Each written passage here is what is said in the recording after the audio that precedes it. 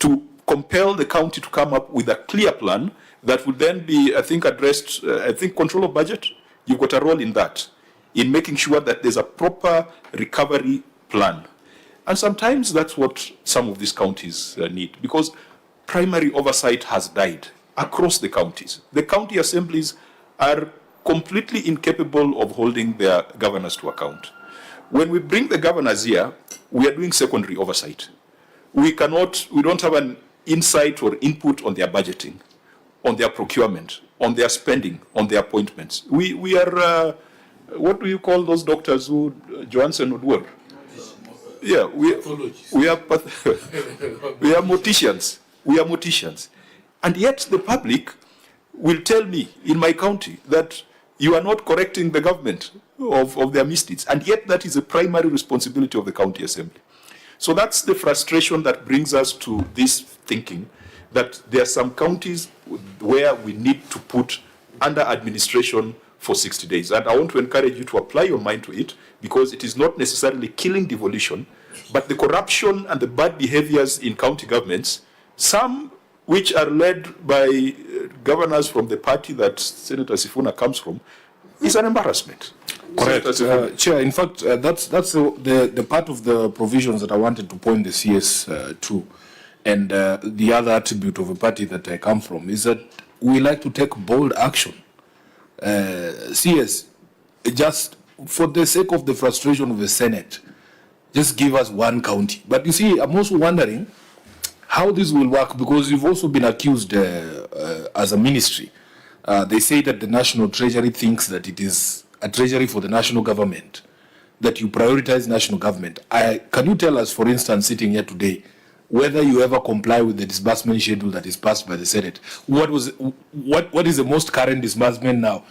You see, Chair, that this particular mechanism would only work where the National Treasury is actually complying with what is it called, the disbursement schedule. So if you are telling governors you'll punish them for 2 months, and they are saying the last disbursement you have said is for which month are we on? In August, they'll tell you the last money they got is for May. Then how will this mechanism come in, CS? So personally, I just wanted to let you know that personally I'm very happy with the move to the accrual basis, because the CS knows that I'm also an accounting officer, I'm audited, and the Auditor General has been giving me grief because they see the money that the National Treasury owes my political party, and they don't want me to put it there. The National Treasury owes me 11 billion Kenyan shillings as ODM. But I'm happy now. My finance manager, who's your friend, the Honorable Kawino, will have an easier time. It's the only query that the auditors raise, that we budget for money on the expectation of the law. On the expectation of the law. We have court orders from here to Timbuktu. But the National Treasury and Parliament have refused to comply with those court orders. So I'm happy that when we move to this new system of accounting, we will not get the grief that we usually get from the Auditor General. But that is the question you need to think about. If we do not comply with the disbursement schedule, then this mechanism cannot really help, because the governor will say that is the norm anyway. That is the norm anyway. So maybe you can think about that. But from our perspective as a Senate, we need that list of shame that he's talking about. We need that list of shame so that people can know that there are mechanisms in the Constitution to be able to deal with these issues. Lastly, Honorable Chair, the National Treasury is also accused that in my county here in Nairobi, although we have the largest number of pending bills, the national government owes us a lot of money that you just refuse to pay the county. It is very difficult, Honorable Mbadi. You have cited 2 ways of killing devolution, but you've left the main one out. The main one is we need to properly fund our counties. National government institutions have refused to pay Nairobi County what is due and owing to the county government of Nairobi. If you paid us our money, we would be able to take care of those pending bills for as long as we have an administration that cares about the people of Nairobi. So maybe think about those, Waziri, as well. So you, in accordance with this transition, it means that in this financial year, you'll be reflecting financial assets as ODM of 11 billion. Correct. and this Treasury will have to pay. They will have to pay. You know, Chair, in fact, I want the CS to know that I am going to initiate recovery proceedings. So if you see me obtaining orders for your detention, don't think it is political. I just need that money, and you know why I need that money. It will be entirely professional and technical. Correct. Yes. I think the first part was how timely are we? Because if you're holding disbursements for 60 days, then you can only do that in a regime where you are timely in your disbursements. Thank you. Chair, I will address this, but allow me to start with what my Secretary General says about my possible detention.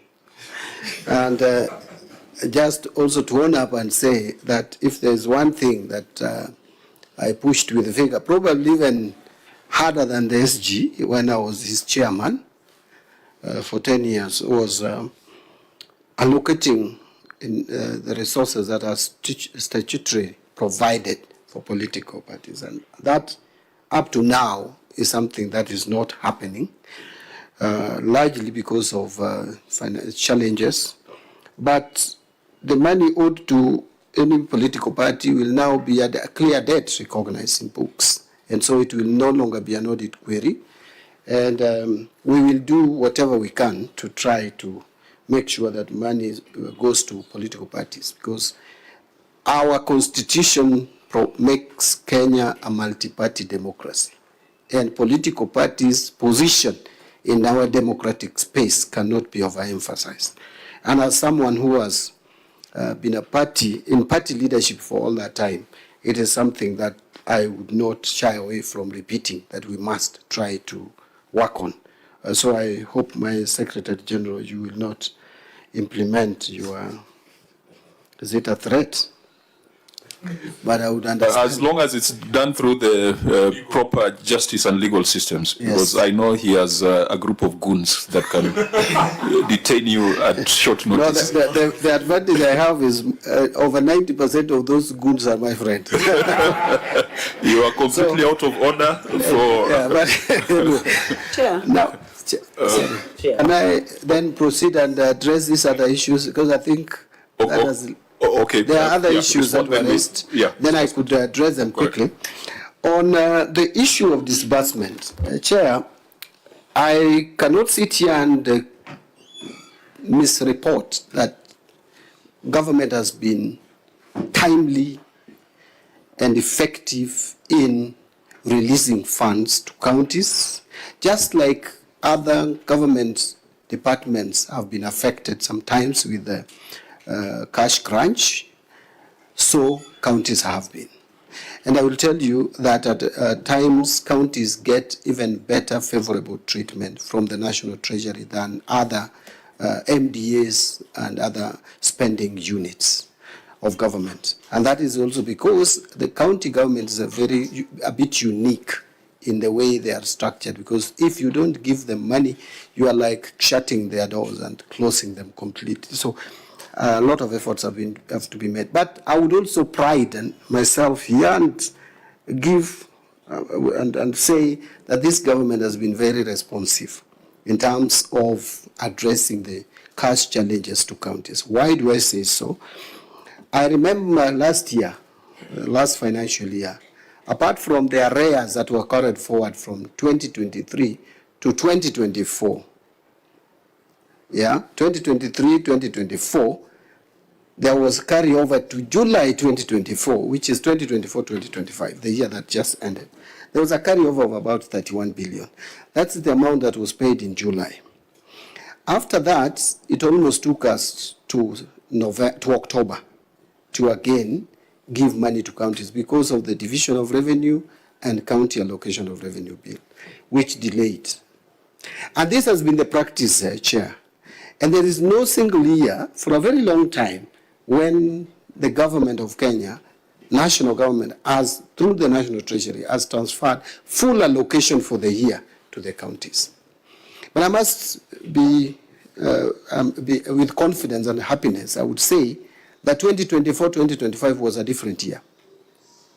That by 30th of June 2025, we not only transferred all the allocations for 2024-25 to the counties by 26th of June, but that even the arrears for 2023-24 was paid of 31 billion in that year.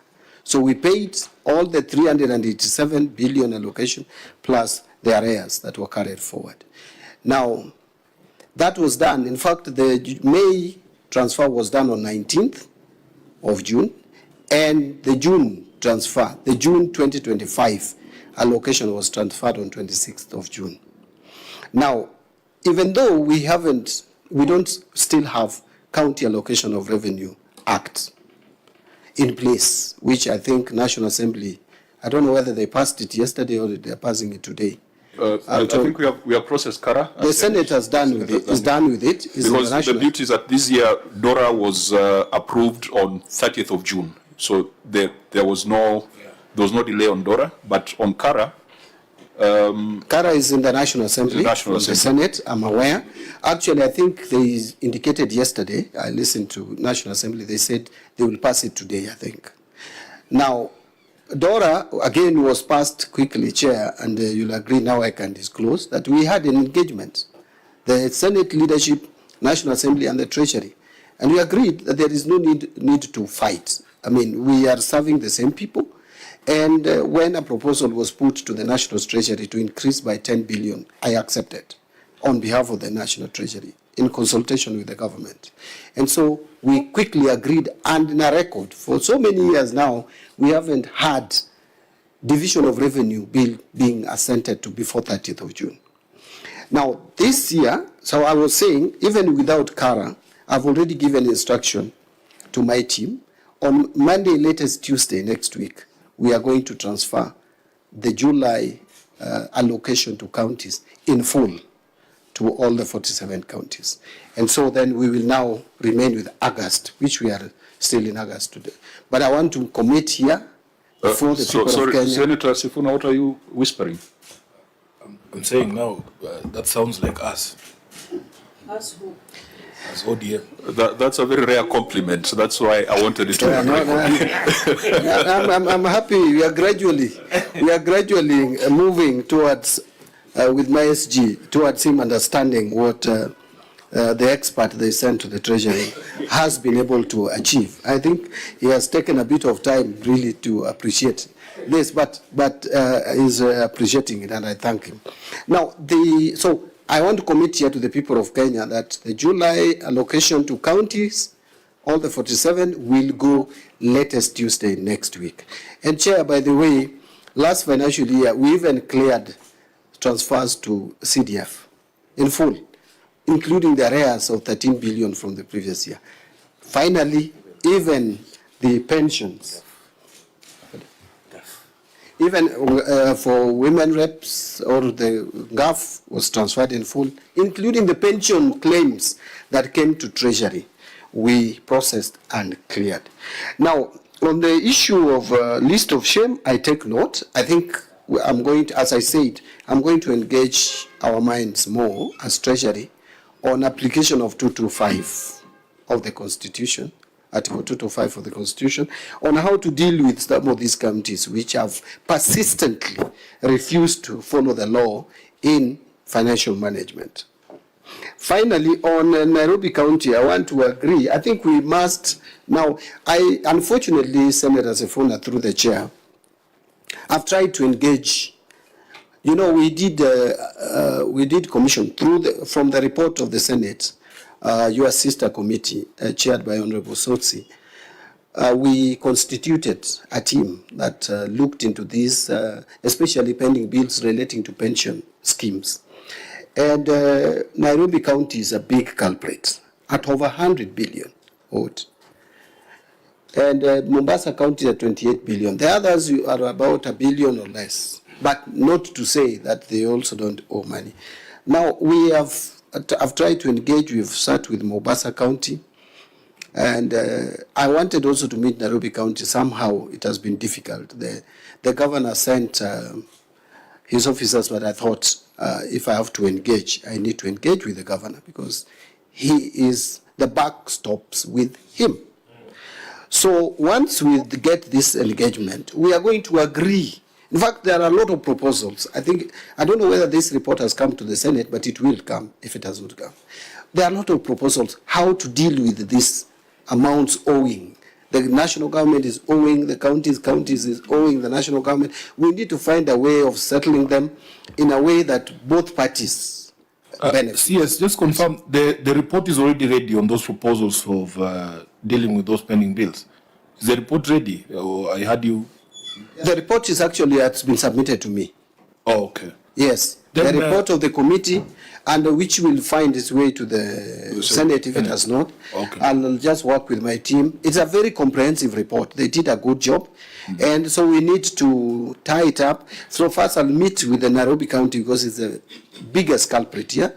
We engage and see how the national government can make good what we owe the counties and vice versa, so that this problem does not persist. So that is what I would say, not to deny that national government is also not only, we owe the money. You see what happened also between the Kenya Power and Lighting with Nairobi County. We don't want such kind of scenes to happen in a country where we pride ourselves as civilized as Kenya.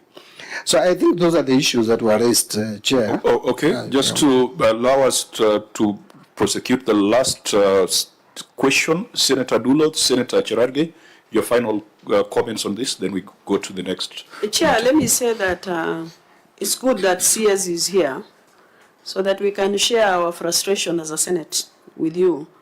Sometimes you don't sit where we sit, and there are a lot of challenges in the counties. And I think maybe you need to look at Article 225 and see how you can operate.